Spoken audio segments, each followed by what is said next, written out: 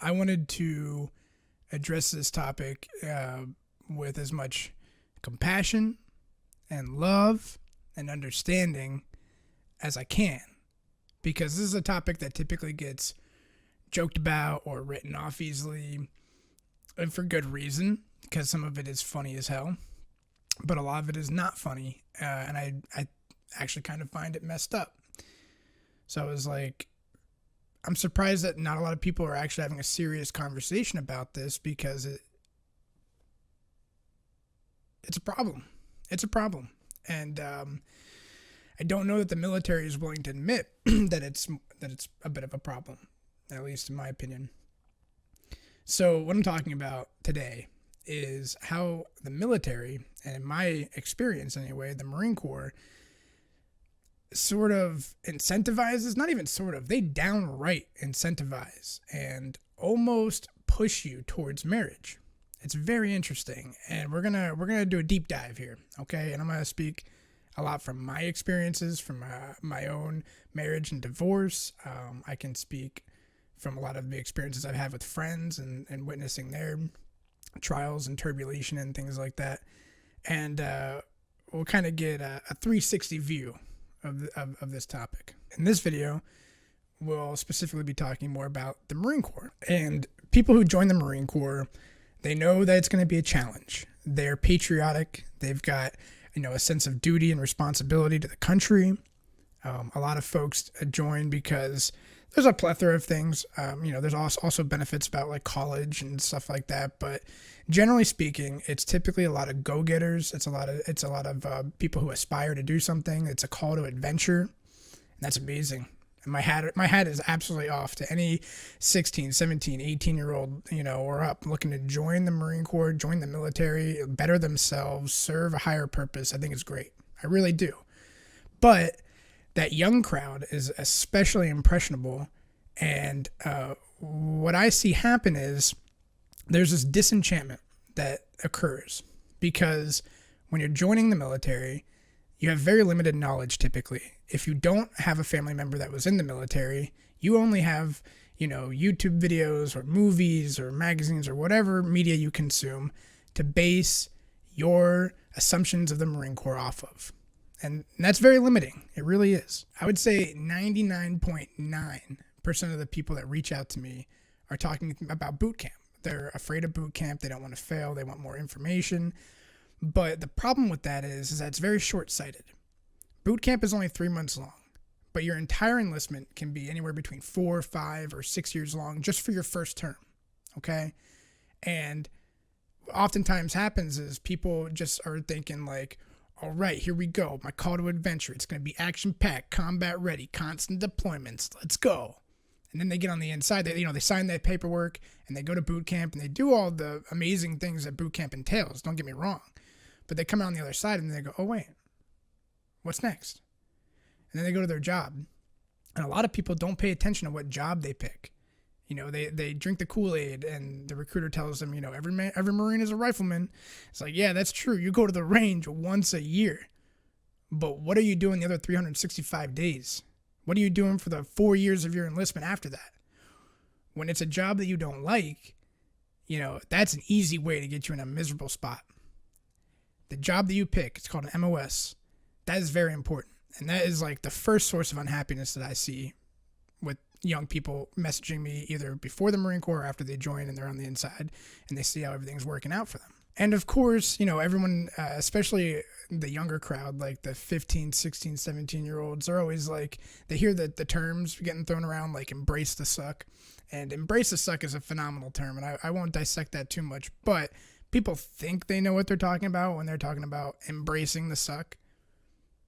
But when you're actually in the suck, it gets a lot more difficult to be happy, to just enjoy that. And that's part of the military. I know there's going to be people in the comments who are like, you should have known what you were signing up for. And it's like, bullshit. I guarantee you 99% of the people do not have any idea what they're signing up for. And I'm not saying that in a good or a bad way. I'm just saying they are not fully aware. And I'm all about educating. And if there's any way that I can bring some awareness or save somebody some headache, then I'm going to do it. Let me paint a picture for you, okay? And again, there's a lot of variables and there's a lot of scenarios that could go into this, but let's say you're 18-year-old Johnny, right? Or even younger, because when you really get interested in the Marine Corps, it's typically around like 16 or 17 and for a lot of people. So, what kind of person are you? You're a go-getter. You got that call to adventure. You're excited to serve your country, that kind of stuff. And you go through boot camp, you pass, you're proud, you're happy, you're riding that boot high that I call it, which is where you're just like, you're on top of the world. And, you go to your Marine combat training or ITB or whatever it might be, and you get to the fleet. And all of a sudden, you're a private first class, and you're working a job that, may or may not really interest you, right? And you got to go home to the barracks every day. That is your home. When you're done with work, when you're done with your, generally speaking, your whatever it might be, like 8 a.m. to 4 or whatever, you go back to the barracks.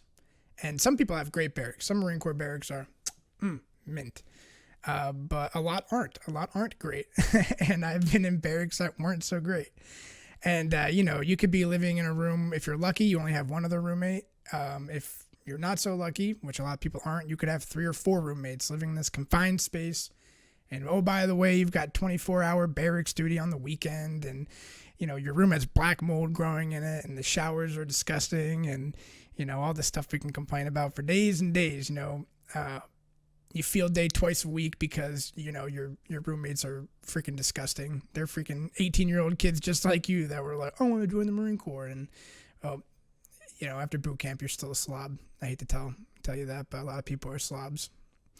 So, you've got a lot of hardships working against you. And worst case scenario, we're talking here, you have a job that might be not fulfilling for you.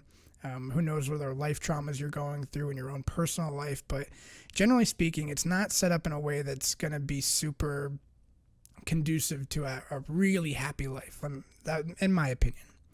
And again, some people know this going in, and I'm not shitting on the barracks completely, because barracks life, that community, that feeling of like just being around your boys and being goofballs all the time, that is great. And that is part of embracing the suck. That's community. That's embracing the suck. Embracing the suck doesn't mean weathering it by yourself. Embracing the suck means, you got your boys, you got your buddy to left and right of you, and you guys, your hearts are in it because you're all suffering together. So that is one aspect. But, there's a lot of stuff that, like I said, is working against you. And that sense of community is a big deal. And if you don't have, really strong ties with your buddies, or you're not the most social person in the whole world, I can see where it would become a little bit lonely, being in the barracks and stuff like that. And so the question arises, how can I make my life a little bit more bearable? Is this what I'm stuck in? You got a little bit of a disenfranchised view of the Marine Corps now. Your expectation was going to be one thing, and then you get in, and it's not as glorious as you might have thought. It's still respectable. It's still a goddamn brave thing to do, but holy hell, it is not what you thought it was going to be. But then something happens. Let's say you meet a girl, or you have your high school sweetheart, or whatever it might be. You have some kind of romantic relationship going on, male, female, whatever. And a lot of people go, oh, well, I'll just have my girlfriend live in the barracks with me, or, spend the night there. And it's like, that's not even allowed. And I understand why, from a security standpoint and accountability standpoint, but it really sucks. And the other thing is, well, some people go, well, maybe I'll buy, an apartment off base. And like, yeah, good luck when you're not making BAH money and you're, an E1 or E2 or E3. And also, you're supposed to be living in the barracks. So if anybody finds something fishy about it, or somebody reports you, or you don't show up to field day, it's like instant tip off that something's not right. You hear about all these benefits that married couples get. There are massive incentives to getting married in the military. In fact, it almost seems as if it's encouraged, really. For example, when you get married, you get to immediately live off base. You can go buy a house, buy an apartment, whatever you want to do, and all of a sudden, you're not field daying anymore. You're not stuck in a barracks room with like 2 or 3 slobs. You're not having random formations at 2 a.m. All sorts of stuff. And on top of that, the military actually gives you a bunch of money called BAH, or basic allowance for housing. That's what it's called. And it literally means they're going to pay you money to be married, to live off base, to go support yourself. So you'd be a PFC making dog shit money, and all of a sudden, in a tip of a hat, be making double the money. Oh, and by the way, you don't have to be in the barracks. Oh, and by the way, it carries a little bit more weight whenever you're married, right? Like, let's say, for example, your girlfriend's really, really sick and she needs somebody to take care of her for that day. You know, you call into the office, you go, Staff Sergeant, my girlfriend's sick, and he'll be like, get your ass to work. But when you go, Staff Sergeant, my wife is sick and she needs me, it's like, absolutely, stay home.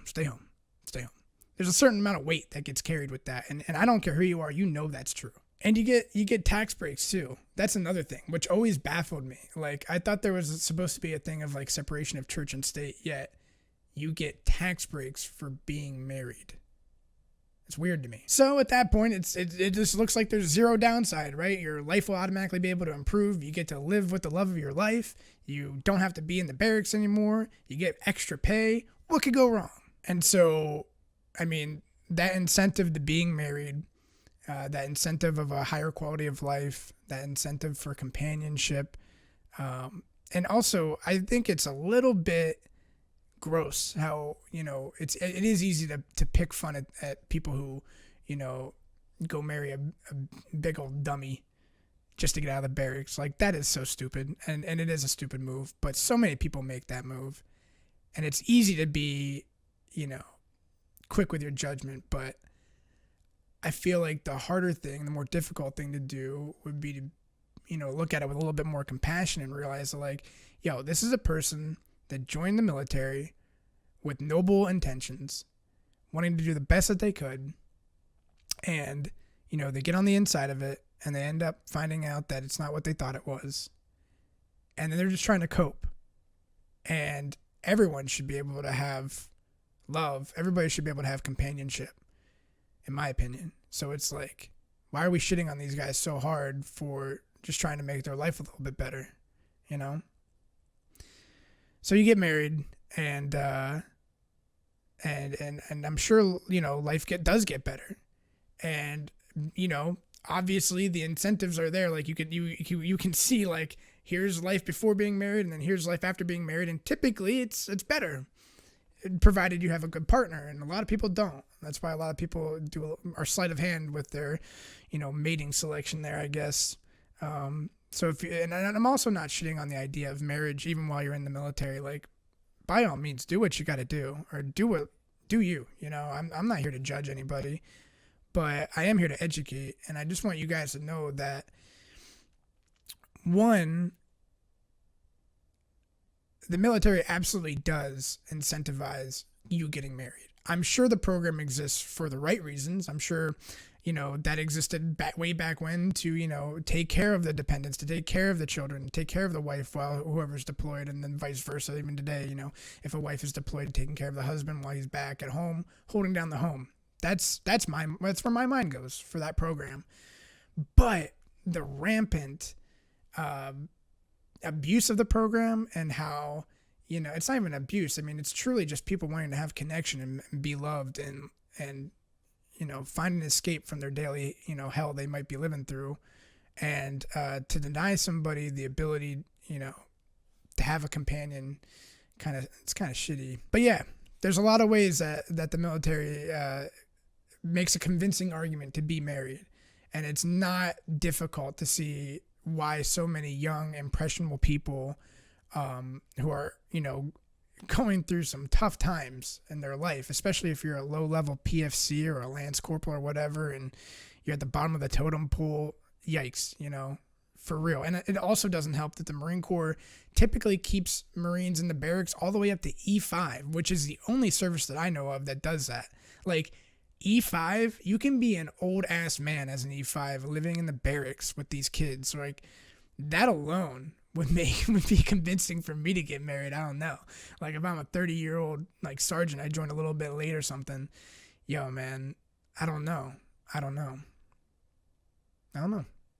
I'm not saying I have a solution, and I'm not saying, not to get married. I'm not saying to get married. What I am saying is it's good to cover all your bases beforehand. It's good to do a reality check. It's great to do premarital counseling. It's great to get a prenuptial agreement. Just cover your bases, and really look out for yourself and think long term, because the pain you feel right now, especially if any of you guys are watching, guys or gals, and you're watching while you're active duty, I'm really talking to you guys right now, because first I want to say I love you. You're the best, and what you do is important. And if you're a little bit, disenfranchised, if you're a little bit disconnected, if you're feeling down, if you're feeling lonely, escaping through a romantic partner might not be your best bet. And even though you might be really sure of yourself right now, you could be setting yourself up for some massive, massive heartache in the future. Really, divorce is not pretty, and boy, can it put you into a depression. Speaking as someone who has been divorced before, so it's a confusing place to be in, especially if your heart and mind is in the right place. And it's like, boy, how did this happen? These programs are enticing. These programs are definitely enticing to young, impressionable people who are going through tough times, who just want to find companionship, who just want some normalcy in their life. So yeah, I feel for you. My heart goes out to you. I understand what you're going through. But all I can encourage is, please do premarital counseling. Go see your chaplain. Do it. Just do it. There's nothing bad that will happen. Just do it. And also there's other variables. Like I said, sometimes you have somebody, maybe you're a Marine and you fall in love with a girl in a, next unit over. A couple years go by, everything's great. And then all of a sudden it comes up on orders time. And I see this all the time. People are like, oh my gosh, if we get orders to separate places, the military won't put you together. The military doesn't give a damn if you have a girlfriend. They're not going to go station you wherever just because you have a girlfriend. No. And they're not going to let you bring her along either. A lot of people ask me that. Can I bring my girlfriend along with me? And no, you can't. You absolutely cannot. So the only other alternative for somebody is to get married, it seems like. And again, I don't have the answers. I really don't. But I do just want you guys to have awareness. I want you guys to be educated on the topic. I want you to be prepared. And I really want to set you up for success. So if this video helped you, if you found it interesting, let me know in the comments below. I appreciate you guys. I hope you guys are making good decisions out there. And we'll see you next time. All right? Papa bless.